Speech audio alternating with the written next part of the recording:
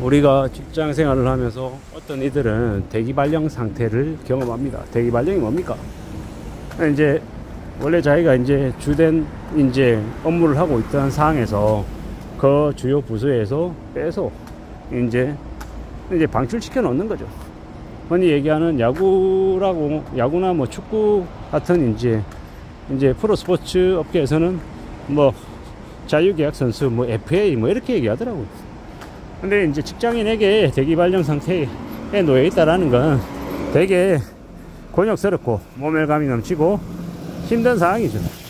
근데 이렇게 살아가다 보면 그 사람의 능력, 성과, 업무 역량 이런 거하고 상관없이 대기발령 상태로 놓이는 경우도 종종 있더라고요. 뭐 대기발령으로 사람들을 한 20명, 10명 이렇게 발령시키면 뭐 그 중에서 이제 몇몇은 내가 회사에 더 이상 쓸모가 없구나. 회사라는 곳이 나를 저렇게 이제 대우하니 나는 이제 회사와 이제 결별을 해야겠구나. 뭐 이렇게 생각을 하고 이제 떠나는 일들이 이제 생기는 거죠. 근데 잘 생각해 봐야 될 건 잠시 잠깐의 뭐 상황 변화로 인해서 그들이 그 상태로 놓이기도 한다라는 겁니다. 장강명의 대기발령이라고 하는 이제 단편 소설을 이제 읽으면서 그런 생각이 들었습니다. 당신의 잘못이 아니라 뭐 회사가 그들이 원하는 요구대로, 또 회사라고 하면은 이제 권력을 가지고 있는 힘이 있는 이제 관리자들이겠죠. 그들이 자기들 입맛대로 자기들이 잘 이제 굴리기 좋은 사람 위주로 이제 끌고 가는 것 같다라는 생각이 들었습니다. 되게 이기적이고 되게 좀 이제 말로 설명하기 어려운 그 뭔가가 있는 거죠. 근데 이제 무조건 버텨라, 무조건 괜찮다 뭐 이렇게 얘기는 할 수 없는 거고, 각자 처지의 상황에 맞춰서 판단할 필요가 있는 거죠. 똑같은 상황에 놓여져도 결정은 다를 수밖에 없고 판단도 다를 수밖에 없다라는 겁니다. 근데 그걸 이제 누구나 다 이제 나의 상황도 저럴 수 있다라고 생각하고 그들을 이렇게 모른 채 해주는 거, 혹은 이제 그들을 그냥 좀 불편하지 않게끔 해주는 게 나머지 사람들에게 필요한 모습이 아닐까라고 생각해 보죠. 근데 이제 참 그런 거죠. 그렇게 이제 대기발령 상태로 놓여 있는 사람들 가까이 누군가가 오래 하지 않습니다. 왜냐? 괜히 가까이 왔다가 같은 피해를 입을까봐 멀리 하는 거죠. 그게 현실입니다. 참 어이가 없기도 하고 서글프기도 한데 어떻게 하겠습니까?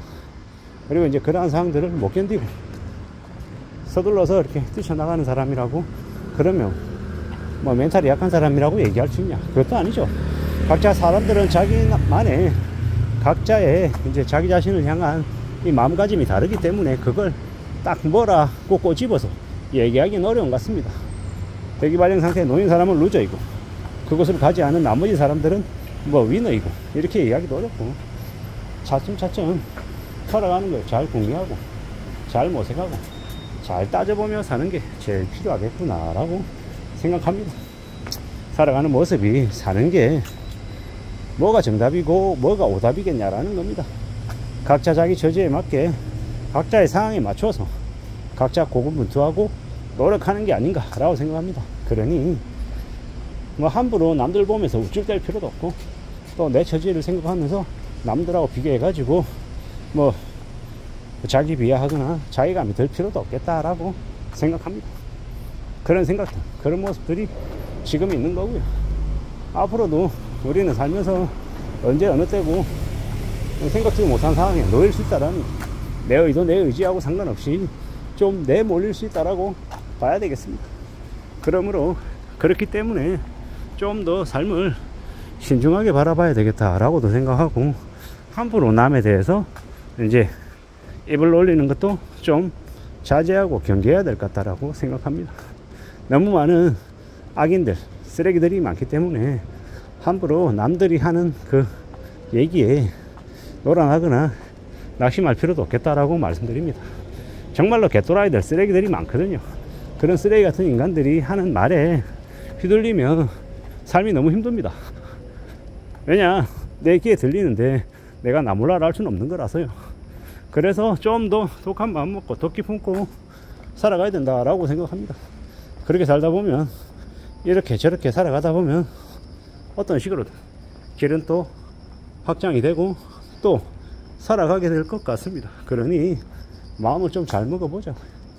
이런 생각 저런 생각 여러 가지 생각들이 드는데 많은 고민들도 있는데 어떤 식으로 뭐가 좀 더 필요할지도 좀 따져봐야겠죠. 쉽지 않은 것도 잘 알고 있고 뭐 난감하고 고민스러운 것도 압니다. 근데 마음 단단히 먹고 나의 중심을 뿌리를 좀 잘 이렇게 내려서 좀 멀리 내다보고 가는 게 좋지 않겠나라고 생각하는 겁니다. 우리가 살아가는 모습이 삶이 우리를 가만히 놔두지 않을 만큼 삶은 되게 어렵다라는 것도 알고 있고요.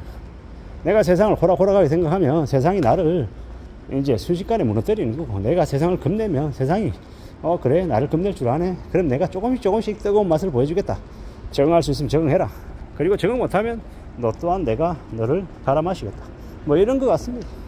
우리가 살면서 어떻게든 잘 적응하고 잘 좀 안착할 수 있게끔 애써야 되겠죠.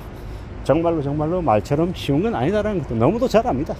뭐 저 또한 당장 지금 되게 쉽지 않은 상황에 놓여 있고 되게 앞으로 무슨 일을 하며 살아야 되나라는 고민을 하기 때문에 그 대기발령 상태, 그런 처지가 어떤 마음인지를 뭐 100%는 아니겠지만 어느 정도는 이해할 수 있을 것 같습니다.